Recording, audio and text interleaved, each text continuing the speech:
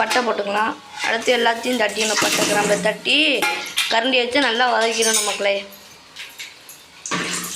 நல்லா வதக்கிக்கிட்டே இருக்கணும் மக்களே. வதக்கினொட்டி கொஞ்சம் நறுக்கி வச்ச வெங்காயமும் நறுக்கி வச்ச மிளகாயும் போட்டுறணும் மக்களே.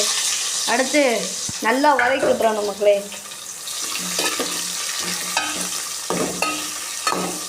நல்லா ஒரு 1/4 மணி நேரம் நல்லா வதக்கி விட்டுட்டு அதுக்கப்புறம் தக்காளி அந்த மாதிரிலாம் போட்டுக்கலாம் மக்களே. நல்லா வெங்காயம்லாம் நல்லா பச்சையோட போத வரை நல்லா வதக்கணும் மக்களே. அடுத்து கொஞ்சம் கருவேப்பிலை போட்டு நல்லா வதக்கணும் மக்களே. இன்றைக்கி நம்ம என்ன சமைக்க போகிறோம்னா, நம்ம இன்றைக்கி கடையில் மார்க்கெட்டில் சிக்கன் வாங்கிட்டு வந்து இன்றைக்கி சிக்கன் குழம்பு தான் மக்களே செய்ய போகிறோம். வாங்க எப்படி செய்யலான்னு பார்க்கலாம். நீங்கள் இந்த வீடியோ பிடிச்சிச்சுன்னா லைக் பண்ணுங்கள், ஷேர் பண்ணுங்கள், கமெண்ட் பண்ணுங்கள், சப்ஸ்கிரைப் பண்ணுங்கள். வாங்க எப்படி செய்யணும்னு பார்க்கலாம். முதல் சிக்கன் குழம்பு தேவையான கொஞ்சோண்டு வெங்காயம், கொஞ்சோண்டு மிளகா, காய்க்கில் தக்காளி கொஞ்சம் எடுத்துக்கிட்டோம். அடுத்து கொஞ்சம் தேங்காய் சில்லு எடுத்துக்கிட்டோம். ஒரு சட்டி எடுத்துக்கலாம். நான் அப்போ காலையில் 5 மணிக்கு போட்ட வீடியோ உங்களுக்கு நல்லாவே பிடிச்சிருக்குன்னு நினைக்கிறேன் மக்களே. அந்த வீடியோ நீங்கள் பார்த்து லைக் பண்ணுங்க மக்களே.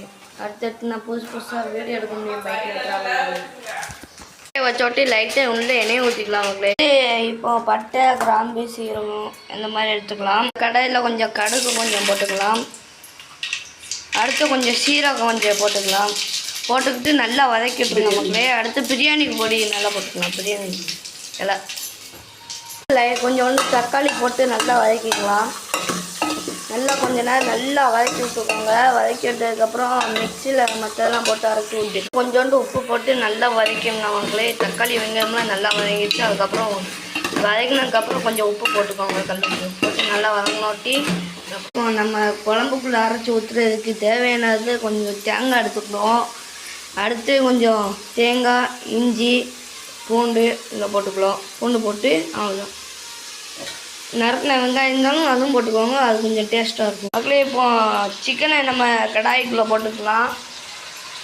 எல்லா சிக்கனும் கடாய்க்குள்ளே போட்டோட்டி நல்லா வதக்கிக்கணும் மக்களே. இப்போ நல்லா மசாலாலாம் போட்டு தண்ணியெல்லாம் நல்லா ஊற்றி நல்லா வதங்கட்டும் மக்களே. அடுத்து நம்ம இஞ்சி பூண்டெல்லாம் பேஸ்ட் போட்டோம்னா அதை அரைச்சி இதில் ஊற்றிடணும். அரைச்சி இப்போ லைட்டாக தண்ணி ஊற்றி நல்லா கொதிக்க விட்டுறணும். மிக்சியில் அரைச்சி வச்சதை உள்ளே ஊற்றிக்கலாம். ஊற்றின பிறகு நம்ம நல்லா கிண்டிடணும். நல்லா கிண்டிட்டு 1/2 மணி நேரம் நல்லா கொதிக்கணும். கொதித்த அப்புறம் நம்ம சிக்கன் குழம்பு ரெடி மக்களே. நம்மளோடைய டேஸ்டி சிக்கன் குழம்பு ரெடி. வாங்க வீட்டுக்கு சாப்பிடலாம். பிடிச்சிருச்சுன்னா லைக் பண்ணுங்கள், ஷேர் பண்ணுங்கள், சப்ஸ்கிரைப் பண்ணுங்கள். மறக்காமல் பெல் ஐக்கானை கிளிக் பண்ணுங்கள். பாய்.